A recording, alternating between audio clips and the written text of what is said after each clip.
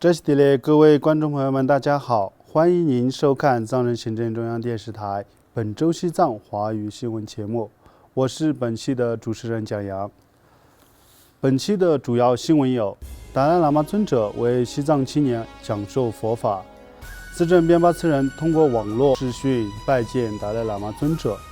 南非、俄罗斯和印度的支持西藏团体致函祝贺资政边巴次人。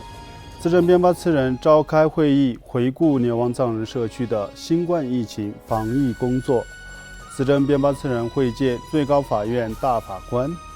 匈牙利首都为抗议中国在该国修建大学，将街道改名为达赖喇嘛街。印度罗摩可里希纳慈善协会将卫塞节定为西藏日。下面请看详细内容。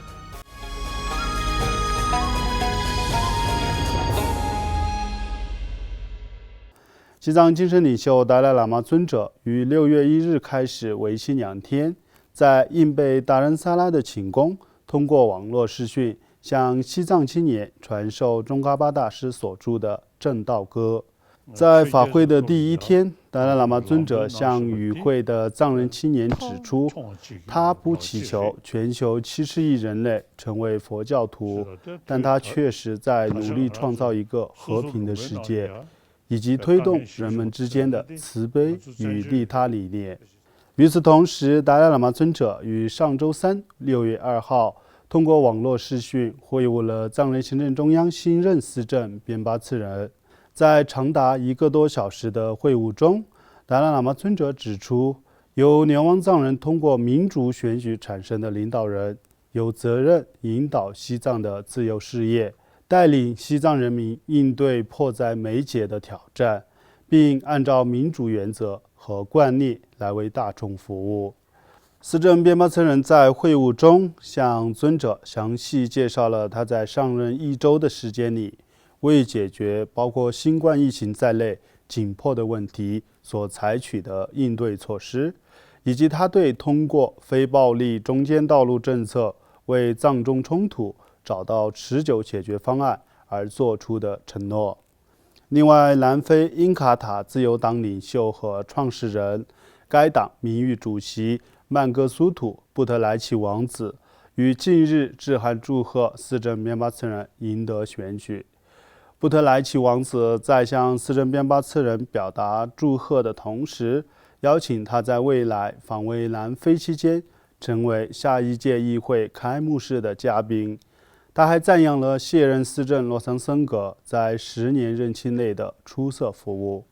此外，俄罗斯联邦议会下议院的议员、各国支持西藏团体和总部位于美国的中国人权组织公民力量以及印藏协调办公室也相继致函祝贺司政边巴次人，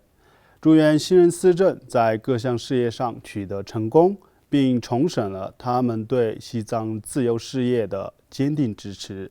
此外，藏人行政中央新任司政边巴次人于5月28日上任的第一天，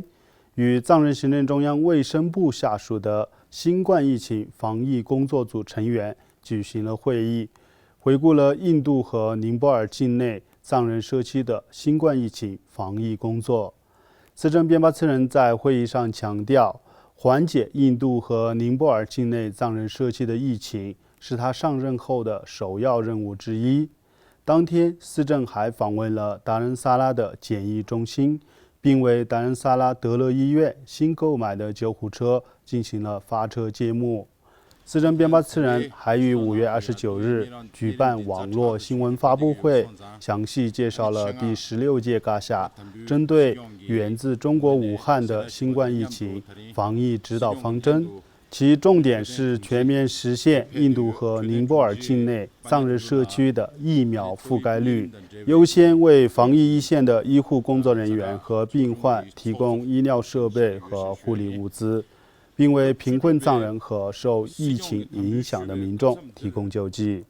另外，司政边巴次人于上周二6月1号在与藏人行政中央、最高法院大法官和助理法官举行的首次会晤期间，宣布将坚决在流亡藏人社区内部建立团结，